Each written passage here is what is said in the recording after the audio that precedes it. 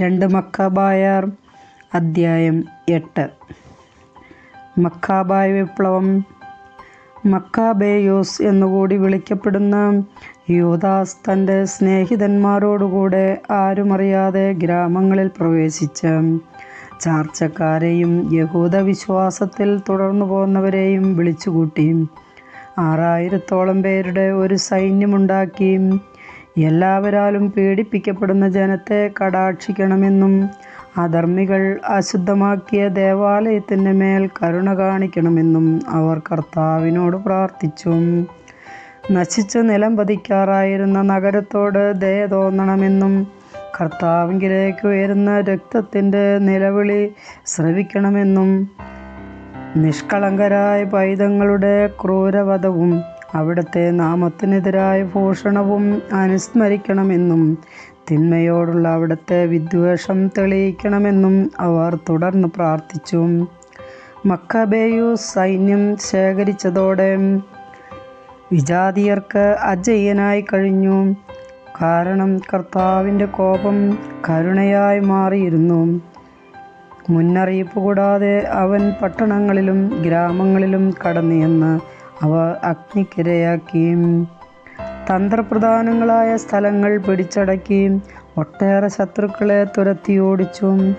രാത്രികാലമാണ് ഇത്തരം പ്രവർത്തനങ്ങൾക്ക് ഏറ്റവും അനുകൂലമായി അവൻ കണ്ടത്.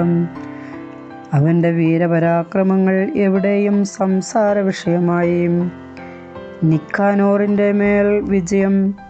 യൂദാസ് മേൽക്കുമേൽ ശക്തി പ്രാപിച്ച് മുന്നേറുന്നത് മനസ്സിലാക്കിയ ഫിലിപ്പ് രാജപക്ഷത്തേക്ക് സഹായം അഭ്യർത്ഥിച്ചുകൊണ്ട് ദക്ഷിണ സിറിയയുടെയും ഫെനീഷ്യയുടെയും ഭരണാധിപനായ ടോളമിക്ക് കത്തെഴുതി. യഹൂദ വംശത്തെ ഉന്മൂലനം ചെയ്യാൻ ടോളമി ഉടനെ നിക്കാനോറിനെ നിയോഗിച്ചു. അവൻ പത്രോക്ലാസിൻ്റെ പുത്രനും രാജാവിൻ്റെ മുഖ്യമിത്രങ്ങളിൽ ഒരുവനുമായിരുന്നു. വിവിധ രാജ്യക്കാരായ 20,000-ൽ പരം പടയാളികളെയും പട്ടാള സേവനത്തിൽ പരിചയസമ്പന്നനും സൈന്യാധിപനുമായ ഗോർജിയാസിനെയും ടോളമി അവനോടുകൂടെ അയച്ചു. കപ്പമായി റോമാക്കാർക്ക് കൊടുക്കേണ്ടിയിരുന്ന 2000 താലന്ത് യുദ്ധത്തടവുകാരായ യഹൂദരെ അടിമകളായി വിറ്റ് ശേഖരിക്കാൻ നിക്കാനോർ തീരുമാനിച്ചു. 1 താലന്തിന് യഹൂദരായ 90 അടിമകൾ വിൽക്കപ്പെടുമെന്ന് അവൻ തീരദേശ നഗരങ്ങളിൽ ആളയച്ച് പരസ്യപ്പെടുത്തി. സർവശക്തൻ്റെ ശിക്ഷാവിധി തൻ്റെ മേൽ പതിക്കാറായെന്ന് അവൻ അറിഞ്ഞില്ല. നിക്കാനോറിൻ്റെ പടയേറ്റത്തെക്കുറിച്ച് അറിവ് കിട്ടിയ ഉടനെ യൂദാസ് അനുയായികളെ വിവരം ധരിപ്പിച്ചു. അവരിൽ ഭീരുക്കളും ദൈവത്തിൻ്റെ നീതി നിർവഹണത്തിൽ പ്രത്യാശയില്ലാത്തവരുമായവർ പലായനം ചെയ്തു. മറ്റുള്ളവർ തങ്ങൾക്ക് അവശേഷിച്ചിരുന്ന വസ്തുവകകൾ വിറ്റു. യുദ്ധത്തിനു മുൻപ് തന്നെ തങ്ങളെ വിറ്റുകഴിഞ്ഞ അധർമ്മിയായ നിക്കാനോറിൽ നിന്ന് രക്ഷിക്കണമേ എന്ന് അവർ കർത്താവിനോട് പ്രാർത്ഥിച്ചു. തങ്ങളെ പ്രതിയല്ലെങ്കിലും കർത്താവ് പിതാക്കന്മാരോട് ചെയ്ത ഉടമ്പടിയും തങ്ങൾ ധരിക്കുന്ന അവിടുത്തെ വിശുദ്ധവും മഹനീയവുമായ നാമവും ഓർത്തെങ്കിലും ഇത് ചെയ്യണമെന്ന് അവർ പ്രാർത്ഥിച്ചു. മക്കാബേയോസ് 6000-ഓളം വരുന്ന തൻ്റെ സൈന്യത്തെ വിളിച്ചുകൂട്ടി ശത്രുക്കളെ ഭയപ്പെടുകയോ തങ്ങൾക്കെതിരെ ദുരുദ്ദേശത്തോടെ വരുന്ന വിജാതിയരുടെ സൈന്യബാഹുല്യം കണ്ട് പരിഭ്രമിക്കുകയോ ചെയ്യരുതെന്നും വിജാതിയർ വിശുദ്ധ സ്ഥലത്തെ കഠിനമായി അവഹേളിച്ചതും നിന്ദിതമായ നഗരത്തെ പീഡിപ്പിച്ചതും തങ്ങളുടെ പരമ്പരാഗതമായ ആചാരാനുഷ്ഠാനങ്ങളെ തകിടം മറിച്ചതും ഓർത്തുകൊണ്ട് ധൈര്യപൂർവം പോരാടണമെന്നും അവരെ ഉപദേശിച്ചു. അവൻ വീണ്ടും പറഞ്ഞു, അവർ ആയുധത്തിലും സാഹസകൃത്യങ്ങളിലും ആശ്രയിക്കുന്നു. നമുക്കെതിരെ വരുന്ന ശത്രുക്കളെയും ലോകം മുഴുവനെ തന്നെയും അങ്കുലീചലനം കൊണ്ട് തറ പറ്റിക്കാൻ കഴിയുന്ന സർവശക്തനായ ദൈവത്തിലാണ് നമ്മുടെ പ്രത്യാശ. ദൈവം തങ്ങളുടെ പൂർവികരെ തുണച്ച സന്ദർഭങ്ങളെയും യൂദാസ് പരാമർശിച്ചു. സെന്നാകെരീബിൻ്റെ കാലത്ത് ശത്രുക്കളിൽ 1,85,000 പേർ കൊല്ലപ്പെട്ടു. ബാബിലോണിൽ വച്ച് ഗലാത്യരുമായുണ്ടായ യുദ്ധത്തിൽ മക്കാദോനിയരുടെ 4,000 പേരുൾപ്പെടെ 8,000 പേരടങ്ങുന്ന യഹൂദ സൈന്യം അണിനിരന്നു. മക്കാദോനിയക്കാർക്കെതിരെ ആക്രമണം ശക്തമായപ്പോൾ ഉന്നതത്തിൽ നിന്ന് ലഭിച്ച സഹായത്താൽ അവർ 1,20,000 പേരെ വധിച്ചു. ധാരാളം കൊള്ളമുതൽ കരസ്ഥമാക്കി. യൂദാസിൻ്റെ വാക്കുകൾ സൈന്യത്തിന് ധൈര്യം പകർന്നു. തങ്ങളുടെ നിയമത്തിനും രാജ്യത്തിനും വേണ്ടി മരിക്കാൻ അവർ സന്നദ്ധരായി. അവൻ സൈന്യത്തെ 4 ഗണമായി തിരിച്ചു. 5,500 പേർ അടങ്ങുന്ന ഓരോ ഗണത്തിൻ്റെ ചുമതല തൻ്റെ സഹോദരന്മാരായ ശിമെയോൻ, ജോസഫ്, ജോനാഥൻ എന്നിവരെ ഏൽപ്പിച്ചു. വിശുദ്ധ ഗ്രന്ഥം ഉച്ചത്തിൽ വായിക്കാൻ എലയാസറിനെയും നിയമിച്ചു.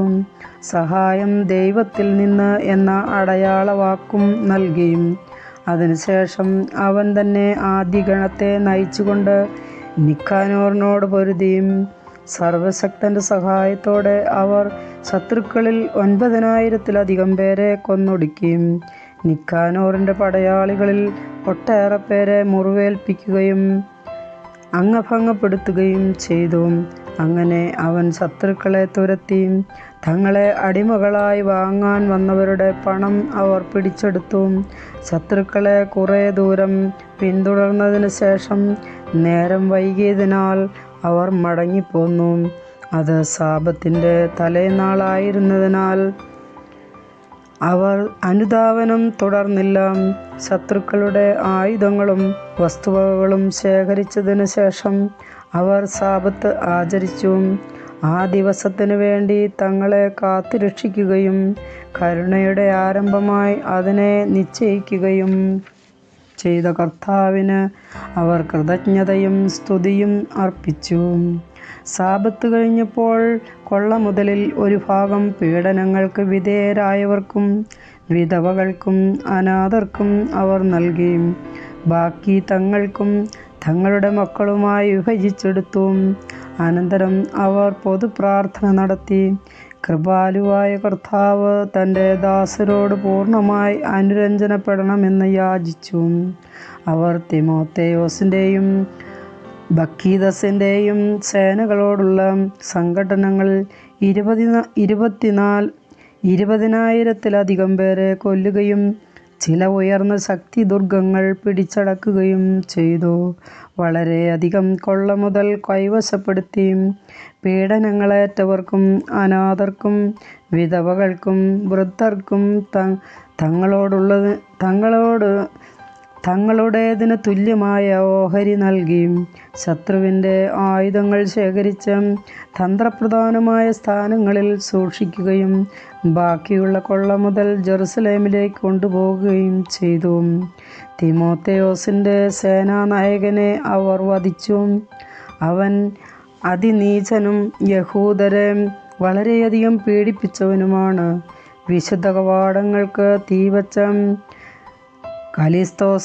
കലിസ്തേനസും മറ്റു ചിലരും ചെറിയൊരു വീടിനുള്ളിൽ അഭയം പ്രാപിച്ചിരിക്കുകയായിരുന്നു. അവരെ യഹൂദർ തങ്ങളുടെ പിതാക്കന്മാരുടെ നഗരത്തിൽ വിജയോത്സവം ആഘോഷിക്കുന്ന വേളയിൽ അഗ്നിക്കിരയാക്കി. അവർക്ക് തങ്ങളുടെ അധർമ്മത്തിന് തക്ക പ്രതിഫലം കിട്ടി. അഭിശബ്ദനായ നിക്കാനോർ യഹൂദരെ വാങ്ങാൻ 1000 വണിക്കുകളെ വരുത്തിയിരുന്നു. എന്നാൽ താൻ പുച്ഛിച്ചു തള്ളിയ യഹൂദർ തന്നെ കർത്താവിൻ്റെ സഹായത്താൽ അവനെ പരാജിതനാക്കി. സ്ഥാനവസ്ത്രങ്ങൾ അഴിച്ചുമാറ്റി ഒളിച്ചോടുന്ന അടിമയെപ്പോലെ പലായനം ചെയ്ത് അവൻ അന്ത്യോക്യയിലെത്തി. സ്വന്തം സൈന്യത്തെ നശിപ്പിക്കുന്നതിൽ മാത്രമേ അവൻ വിജയിച്ചുള്ളൂ. ജെറുസലേം ജനതയെ അടിമകളാക്കി റോമാക്കാർക്ക് കൊടുക്കാനുള്ള കപ്പം ശേഖരിക്കാമെന്ന് ഏറ്റിരുന്ന അവൻ യഹൂദർക്ക് ഒരു സംരക്ഷകനുണ്ടെന്നും അവിടുത്തെ നിയമം അനുസരിക്കുന്നതിൽ അവർ അജയ്യരാണെന്നും ഏറ്റുപറഞ്ഞു. കർത്താവിൻ്റെ വചനം.